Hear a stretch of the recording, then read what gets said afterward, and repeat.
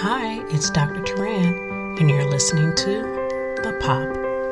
The Pursuit of Peace podcast is brought to you by SP Consulting Group, where the mission is bringing your vision to life.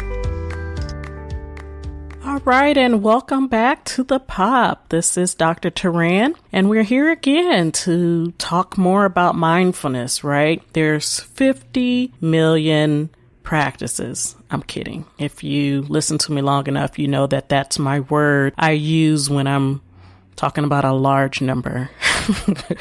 All right. So today we're just going to be talking about mindfulness from the standpoint of how many practices are actually out there. You know, is deep breathing and, putting your fingers together and closing your eyes the only thing that there is to it? Or are there so many different practices that you can try for yourself or that you can learn how to do? Or is this all just a lot of hype? You know, you see it everywhere. Everyone's talking about it. You see it in the grocery store when you're in the line and it's like mindfulness splattered across the front cover of a health magazine. And it's like, really, what is this about? So I'm going to take this time, since this month we're going to be talking about mindfulness. This is the perfect time to talk about practices that help bring us peace, right? We are the POP, the pursuit of peace. So we delve into and look at so many different areas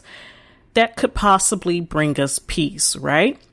So there's a few tips I'll throw in there, but just follow along with me on this one because I want to see if any of this is going to help you. I know that I've been able to dig a little bit deeper and figure out what's working for me. So how about you try it too? So let's look at this. I have here a list I went through, and of course, knowing me, I'm like, let's get to the bottom of it. Let me be able to share this information with my listeners so that we can get them all the way together if they don't have any other way to center themselves, you know? So the list here that I have is called Mindfulness for Dummies. Of course, I went there. I had to go there because I'm like, cut out all the fluff, right? Cut all the fluff out and just give me mindfulness. So these are the different types of mindfulness, and this may not be an exhaustive list. This is my disclaimer, but I did go to this thing called, Mindfulness for Dummies. I really did. So I just want to share a little bit. Let's see. In general, again, for those that don't know, mindfulness is the act of being aware, being present, mindful of your thoughts, mindful of your attitude, mindful of your experiences, and just being present to your entire experience of life. Like you can practice mindfulness over any length of time. And for the durations of a single breath, you can do this. Or you can do this your whole life. I've always found that when you are consistent with any particular practice, whether it's prayer, whether it's mindfulness, whether it is reading, you always get the biggest bang for your buck, so to speak, when you actually do it consistently, right? Just like with diet, we had our friend Angela Stansel on talking about our nutrition. You have to be consistent to get the results. And since we are on this pursuit of peace, keep that in mind because we can definitely minimize our stressors, minimize all the conflicting things that are coming against us when it comes down to our health. So what's the point of mindfulness? Okay, you can practice this while you're sitting. You can practice it at your office. You can practice it on your way to work. If you're in a commute, you can practice it at home, whether people are knowing that you're practicing this or not. It is really up to you. And it's the type of practice that you take, right? You can actually do this while you're walking down the street. You can do this while you're talking to someone, talking with your partner, talking to a friend. But ultimately, it is clinically proven that when you are engaged in certain common mindfulness meditations, you get the full benefit of health, well-being, body, mind, spirit, right? So one of the ones that I know I had the hardest time trying to do was the body scan.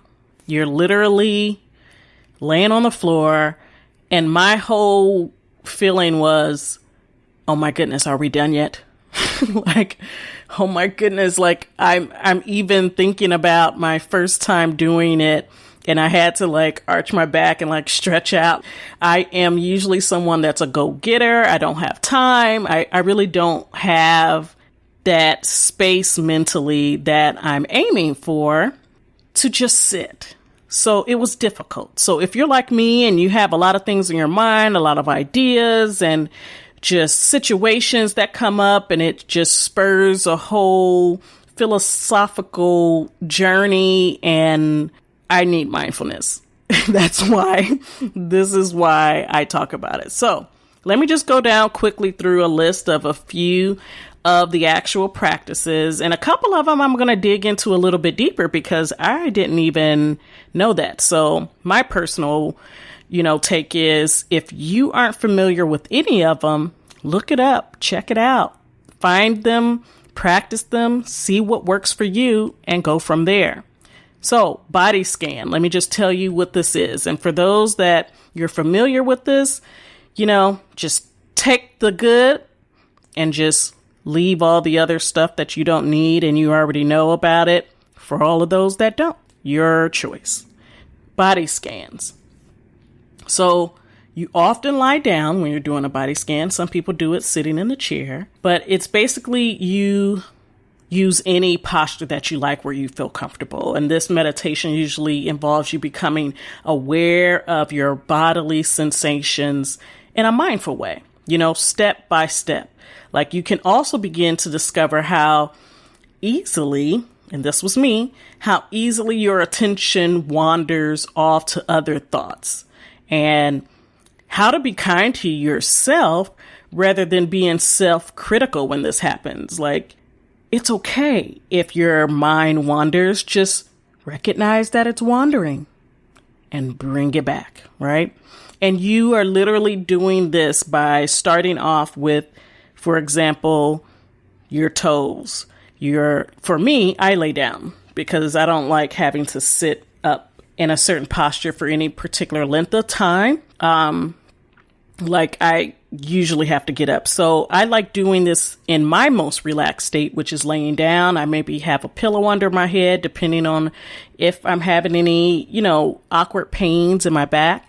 But either way, what I do then is start with my foot, and I'm I'm actually drawing awareness to any sensations that might be in my toe. And you just literally take that practice where you are being mindful of the sensations in your body as you leave from your toe, working your way to your ankle, working your way to thinking about the whole sensation in your foot, then your leg and your calf and your knee. And you can break it down depending on how long you're able to sit down and do this.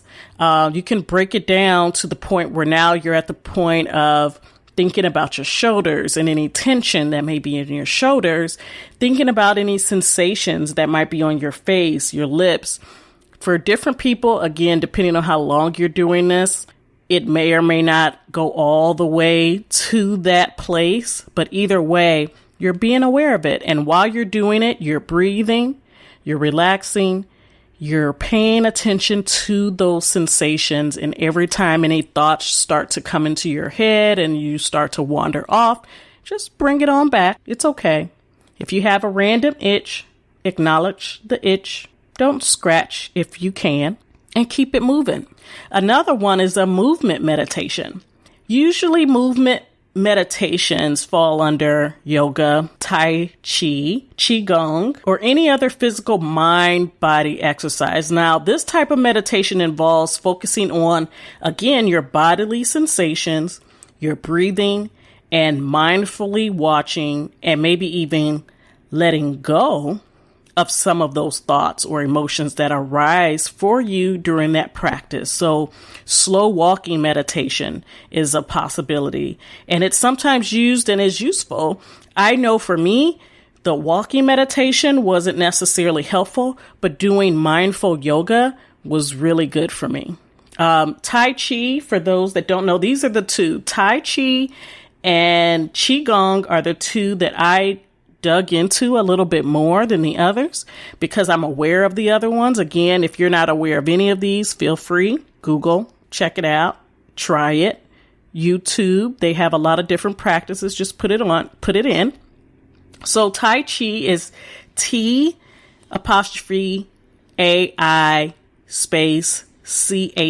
for those that didn't know. And Tai Chi is basically considered like a supreme principle. It comes from China, and it's basically where you are cultivating the spiritual and your physical nature in one. So it's a combination of physical movement while you're also seeking inner peace by practicing that balance of your body and your thoughts and your mind, right? So that's pretty neat. I might try that. I've seen people do Tai Chi and have said how much it helps them even with pain management. So that's something to consider and dig into a little bit more research. But it's really about bringing about your spiritual man in connection with your carnal man, like your body, your physical body. Okay. And then, like I said, there's Qigong, and Qigong is spelled QI Gong. And interesting enough, I found out that Qigong literally means life force. That's the Qi. Gong, they said, is the most commonly used word to translate into practice. So what you do with your life, cultivation, your practice, your work. So basically the attributes of it are like effort, practice, time, and goal. So it is the life force of what you do in your life. And it's said to animate you. Like it's also considered, the Qi is considered the energy of life. And so it's supposed to animate you and give you an emotional experience and help you with that. And so for those that are going through emotional stressors and maybe you're dealing with traumas, maybe the Qigong practice of the mixture of the movement with your spiritual well-being might be something you want to try. I don't know. Think about it. Try it out. See if it works for you. So the next one, breathing space meditation. Now, a lot of people are more familiar with this one. So it's basically like having a short, and this is like roughly 3-minute meditation. And you do this practice a few times a day, and whenever you experience like being really highly stressed in a situation or you're dealing with difficult emotions. And generally speaking, the idea is to create a mindful awareness of what you're going through, of that experience, instead of trying to avoid it. Like I always try to encourage my patients when they are dealing with high stress and they're dealing with a lot of emotions, especially nowadays with everything going on in the world. You may try to keep busy, stay busy so you don't have to deal with it. And that isn't helpful. That stress can really eat away at you physically, mentally, and emotionally. And what you want to actually do is face it head on. And some ways that you can do that, besides, as you guys may start to get to know me, I say it's more obvious to lean on prayer and lean on God and your spiritual anchor. But for those that are really seeking that space, in addition to prayer, in addition to a meditation, it's taking those breaths, just for a few minutes can help you. Like truly, it can help you. And this approach has actually been shown to scientifically be much more effective than avoidance. I'm going to repeat that. By breathing for just roughly 3 minutes, you can actually have a better outcome than avoiding those emotions, right? So just keep that in mind. The next one is expanding the awareness meditation. So this is usually called a sitting meditation. So if you're in a chair, you put your feet flat on the floor, and it can be practiced in generally any position, but it involves focusing often in this order, like on your breath, on your body, on the sounds around you, the thoughts that are coming to your mind, your feeling, and lastly, developing an open awareness where you're choicelessly aware of whatever it is that is really predominantly on your mind, that's in your conscious self, in your conscious mind. And you can break down like this actual expanding awareness meditation type into meditations like mindfulness of breath meditation, where you're focusing your attention on the feeling of your in-breath or your out-breath. And each time your mind wanders, bringing your attention back without judging yourself or being like, oh my God, my mind keeps going crazy. Don't judge yourself. So then there's also mindfulness of the body meditation, where you are feeling physical sensations in your body from moment to moment. And you can also practice this together, actually, with the awareness of breathing. So just like we said, you go down to the fact of what am I feeling at each in-breath, each out-breath. Any thoughts come up, put them to the side, right? So mindfulness of sound is another one. So everything that I'm saying is basically using that as your focus point. And for me, I discovered that because I am a thinker, something's always on my mind, another idea, something else to do, something to consider. Just being really, I think I'm really introspective. I'm always thinking about what I'm thinking about and why, so that I could like calm it down a little bit. But for those of you that are like me, having something to focus on is always really helpful when I am doing any mindfulness. So as I'm going down that list of the different types of the expanding awareness meditation, I'm going to just let you know it's about, like 6 of them. So it's mindfulness of breath meditation, mindfulness of body meditation, mindfulness of sound, mindfulness of thoughts, mindfulness of feelings, and then an open awareness meditation. The open awareness meditation gets me every time. My mind is going everywhere. And that's where you're not having a choice. You're not being specific about, I'm paying attention to my feelings. I'm paying attention to my thoughts or the sounds or my body. You are really just aware of whatever comes up more predominantly in your awareness without choosing. So you may be aware of any of the above, whether it's your thoughts, your feelings, your sounds, your body, your breath.